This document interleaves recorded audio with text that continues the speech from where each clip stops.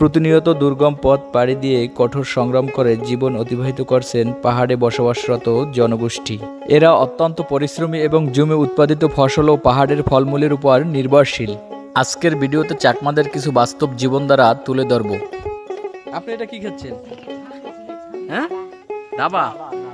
এটা খেলে কি হয়? মজা হয় আর কি। মজা পান? আচ্ছা আচ্ছা।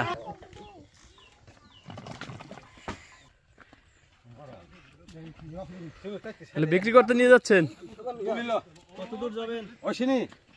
অশ্বিনী, এত কষ্ট করে আপনারা যাইতে পারবেন? কত দূর যাবেন? কষ্ট না করলে কি হইব? কত হইব? কত দূর যাবেন?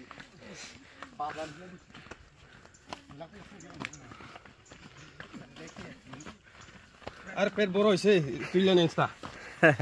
ওটা নিতে নিতে পেট বড় যাবে। ভাইয়া সবে নতুন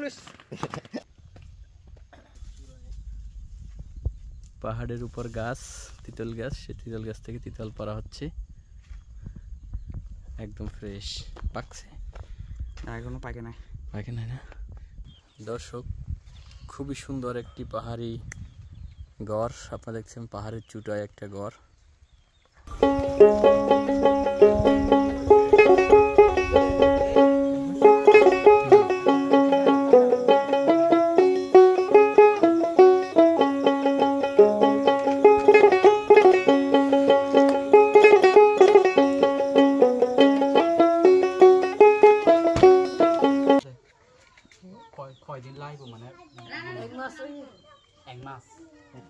এক মাস লাগবে এটা বানাতে?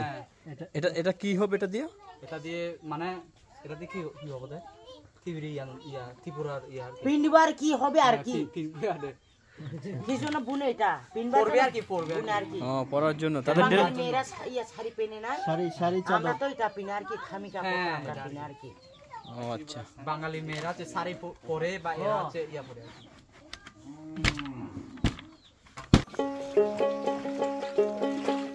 নিজের ক্ষেত থেকে নিয়েছেন?